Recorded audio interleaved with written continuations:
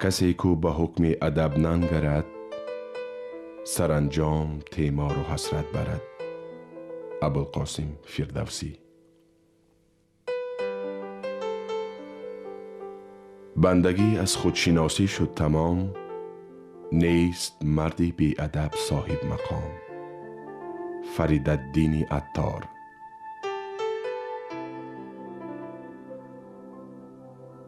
ادب را گوش دار اندر همه جای، مکن با بی ادب هرگز محابای. فریدالدین عطار. از خدا جوییم توفیق ادب، بی ادب محروم گشت از لطف رب. بی ادب تنها نه خود را داشت بد، بلکه آتش در همه آفاق زد. جلال الدین رومی. حافظا علم و ادب ورز که در مجلس شاه، هر کی را نیست ادب لایق صحبت نبود. حافظ شیرازی. پیش مردم هر کی را نبود ادب، گر بریزد آبرو نبود عجب. فریدالدین عطار. ادب آموز و علم حاصل کن، تا شوی در زمانه بگزیده.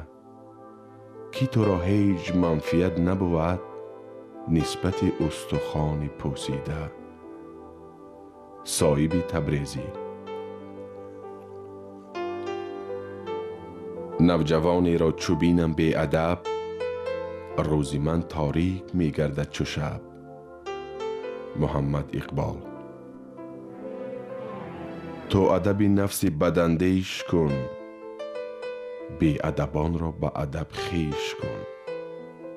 امیر خسرو دهلوی. ناید از بی ادبان شیوه عشق، مذهب عشق سراسر ادب است. عبدالرحمن جامی. خواجه دریاب که جان در تن انسان ادب است. آدم از عالم علوی است، شرف جان ادب است. جلال الدین رومی.